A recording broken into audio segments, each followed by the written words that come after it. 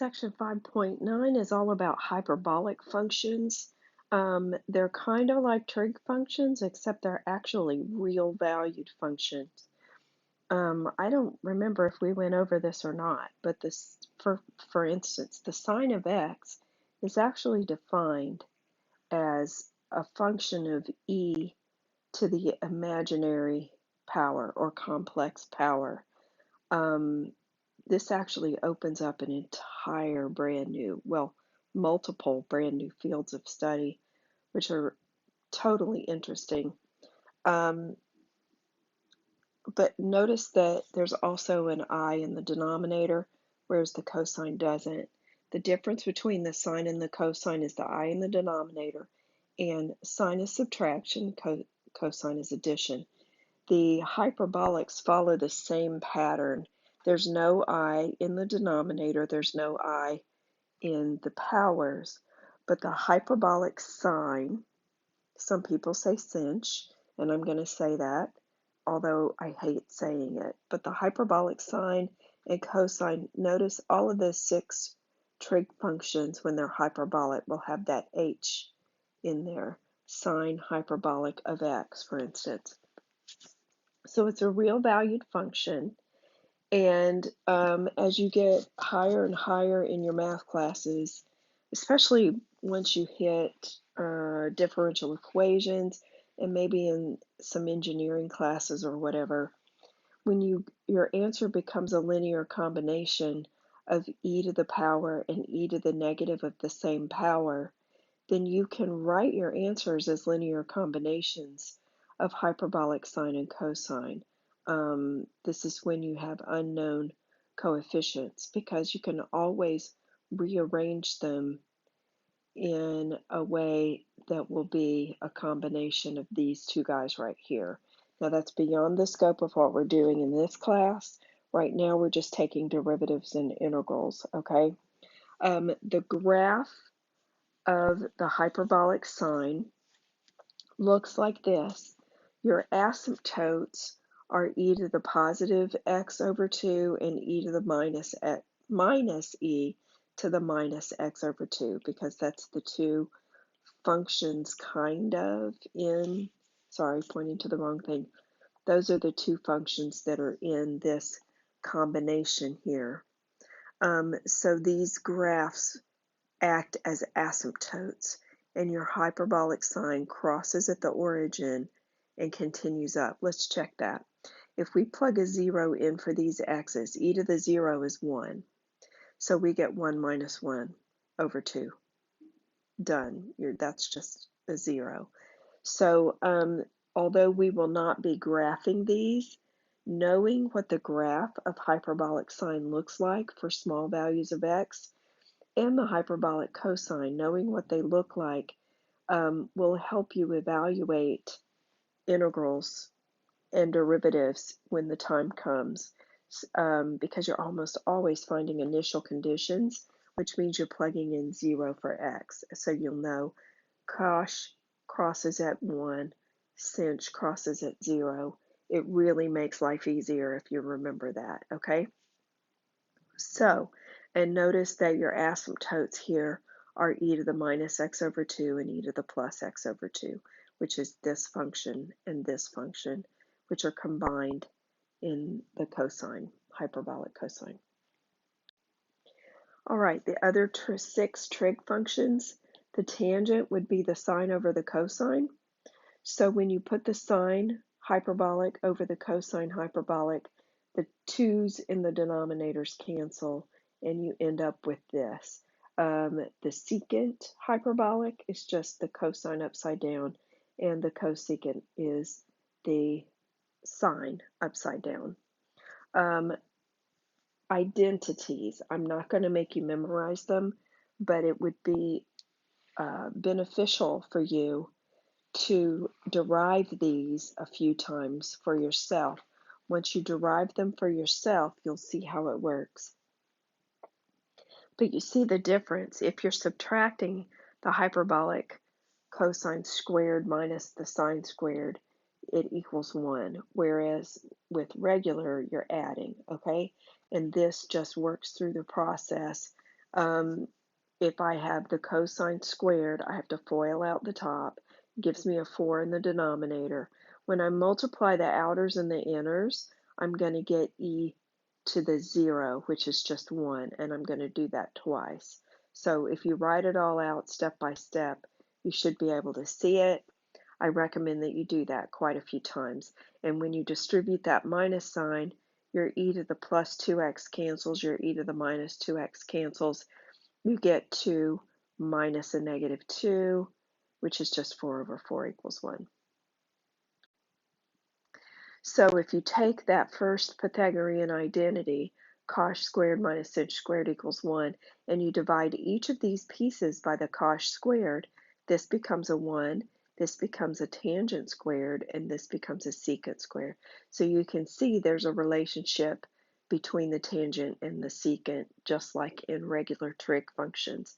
If you divide each piece by the sinh squared, you're going to get cotangent minus 1, these are squared, cotangent minus 1 squared minus 1 equals cosecant squared, okay?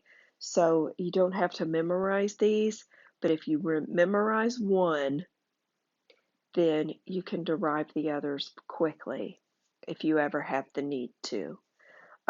Double angle formula, instead of these being x's, they're 2x's. That means these are squared. If I factor that out and I separate this, and notice that I multiplied by 2 and I divided by 2. That makes each of these a sine and a cosine. And you see that the sine of the double angle is 2 sine cosine, just like with regular trig functions. But the cosine hyperbolic of the double, I did the same thing. I multiplied by 2 over 2, which gave me a distributed here. I got 2 of each over 4. And then what I did was I added 2 and I subtracted 2. And then I took one of these and one of these along with the plus 2, the other one of these and the other one of these with the minus. Both of those were over 4 because that was the common denominator. And now this is the square of the e to the x plus e to the minus x, and it's over 2 squared. So you see this is cosh squared. Did the same thing here. This is sinh squared. Boom. I have the cosine of the double angle is the sum of the squares. All right, let's memorize some derivatives. Memorization makes everything easy, right? So if I'm taking the derivative of the hyperbolic sign of some function, this is the thing I'm taking the derivative of. The over 2 on the bottom, that's just a coefficient for each of the pieces. So I'm going to take the derivative piece by piece. Well, the derivative of e to the u is e to the u du. The derivative of e to the minus u is minus e to the minus u, which cancels that, makes that a plus. The 2 is just going along for the ride. Factor the du out. That's the hyperbolic cosine times the derivative of the u. If you do the cosine, when you take the derivative of this bit, you get a minus, factor out the du, and you get sinh, or hyperbolic sine. So the derivative of the hyperbolic cosine is not negative sine, it's positive. So both of these derivatives are positives of the other guy. Makes it a little bit easier to remember. Derivative of the tangent. Here's the tangent in the e to the u form. So it's the bottom times the derivative of the top. Notice that these are exactly the same, except for the minus sign that I missed right there and right there. Wow, at least I'm consistent, right? Now, when I worked this out, I chose to FOIL this, which gives me this, FOIL this, which gives me this. Now, when I distribute that minus sign, I get 2 plus 2 is 4.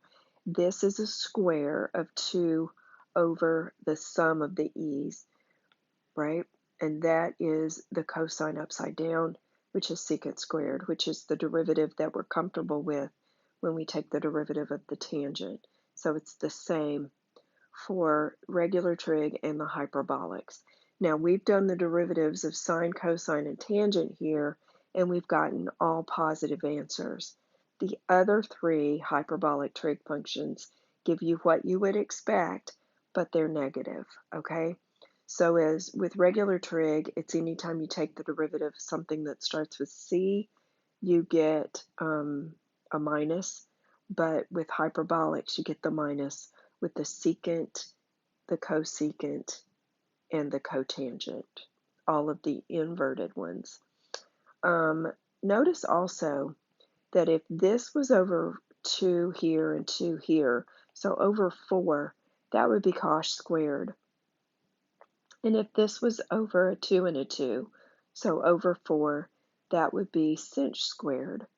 Well, cosh squared minus sinh squared is 1.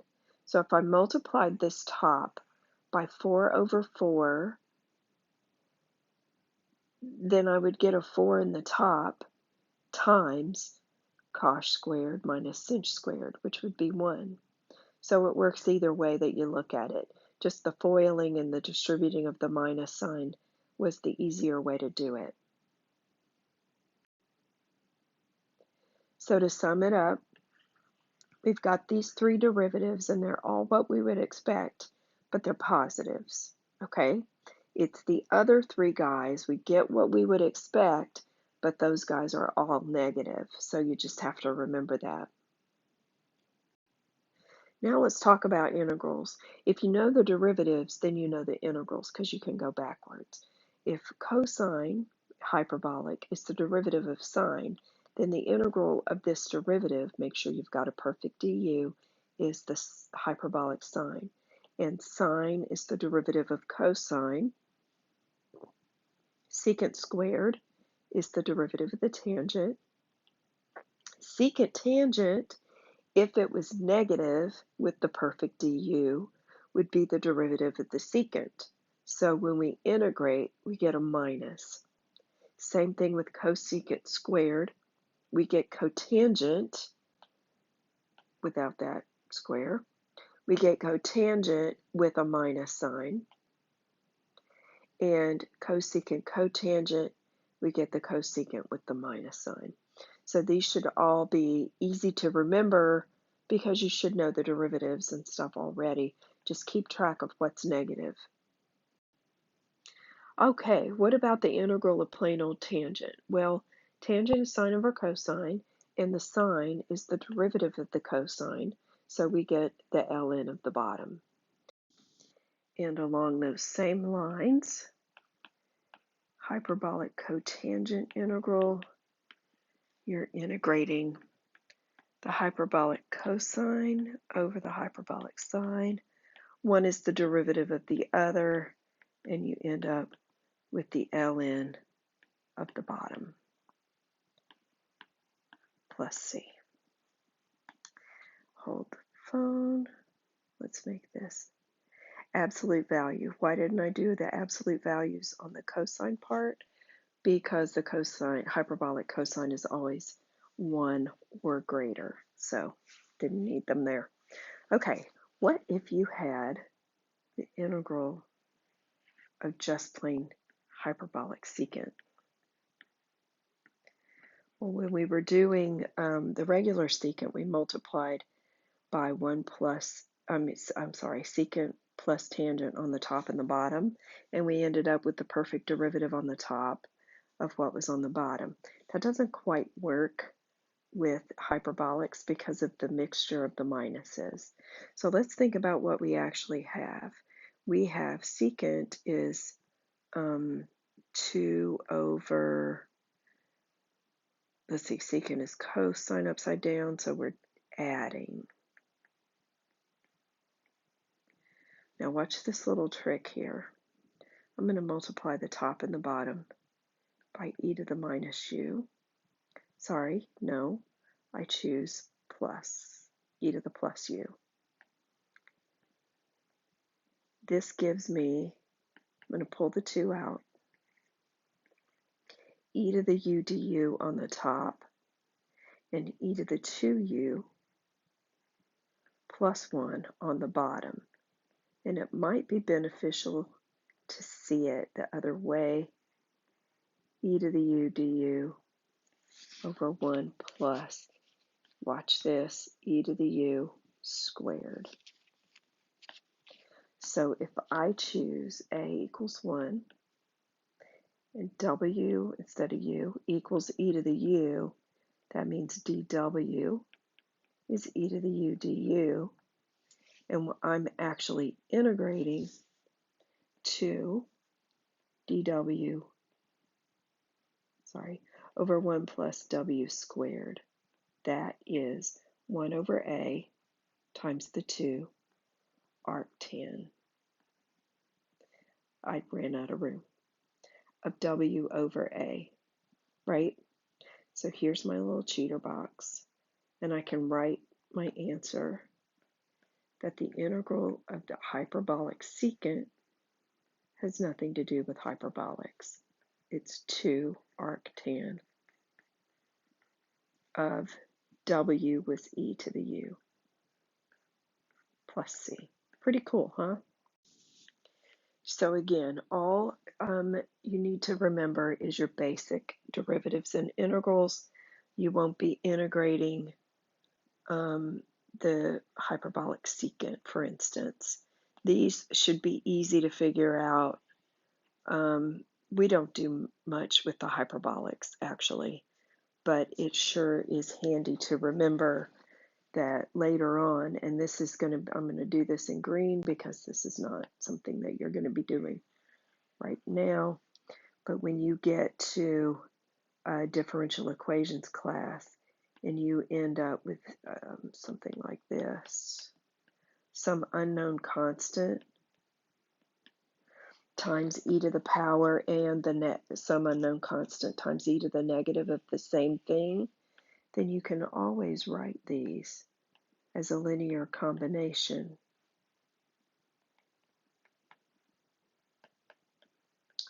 of the hyperbolic sine and cosine.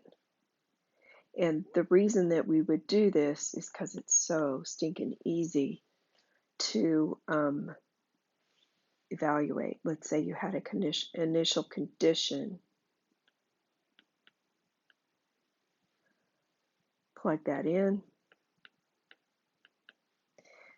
If we remember what the graphs look like, we know that the sinh, of 0 is 0, and the cosh is 1. 3 times 0 is still 0, right? So this would be a 1. I end up with C2. This would be 0 plus C2, and that has to equal 5. I've solved for one of my constants. And then if I want to plug in another value, I could do that. And pretty cool. Very cool stuff. Enjoy.